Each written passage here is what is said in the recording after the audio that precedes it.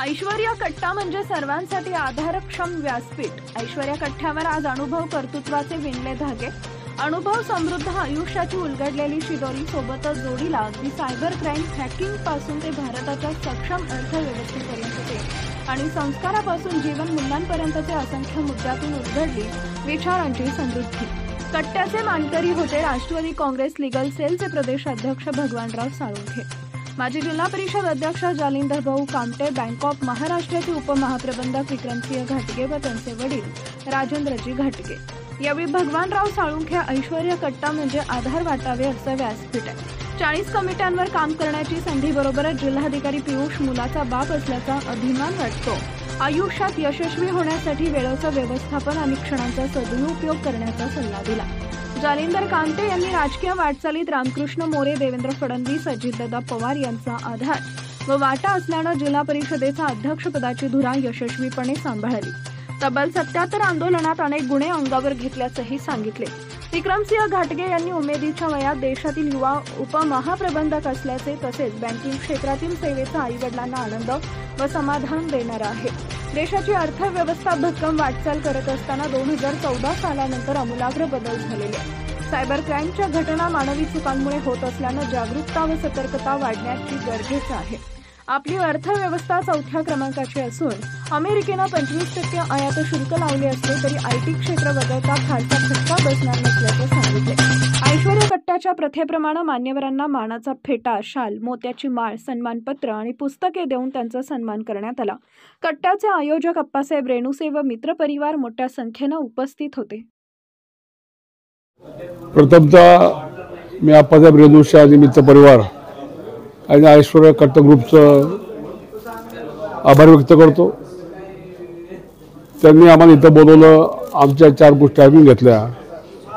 गप्पा गोष्टी झाल्यानंतर खरं बरं वाटतं। जीवनामध्ये काही मित्र असल्यानंतर सुखदुःखाच्या गोष्टी कळतात आणि हाच धागा पकडून आपण दक्षिण पुणे मैत्री कट्टा ग्रुप स्थापन करून समाजातील वेगवेगळ्या व्यक्तींना बोलायचं, त्यांच्याकडून काही गोष्टी समजून घ्यायच्या, जीवनाची गुपितं समजून घ्यायची, जीवनातील केलेला संघर्ष करून आपण इथपर्यंत पोहोचला, त्यांच्या भावना समजून घ्यायच्या। गप्पा गोष्टी करता करता त्या ठिकाणी त्यांच्या काही चांगल्या गोष्टी ऐकायच्या आणि खऱ्या अर्थानं याची काळाची गरज आहे। आज ऐश्वर्या कट्ट्याच्या निमित्तानं आम्हाला एकत्र येता आलं।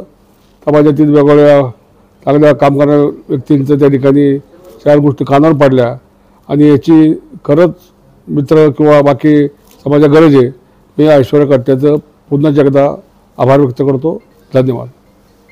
अप्पासाहेब रेणुसे आणि त्यांच्या टीमने ऐश्वर्या कट्ट्याच्या या आजच्या कार्यक्रमाला आम्हाला सगळ्यांना निमंत्रित केल्याबद्दल त्यांचं मनापासून या ठिकाणी आभार मानतो। खरं तर असे कट्टे हे जागोजागी होणं ही खरं काळाची गरज आहे। या माध्यमातून समाजाचे ही जडणघडण या ठिकाणी चांगल्या प्रकारचे होते। त्याचप्रमाणे निर्णय प्रश्न हे भावी काळातही मार्गी लागतात।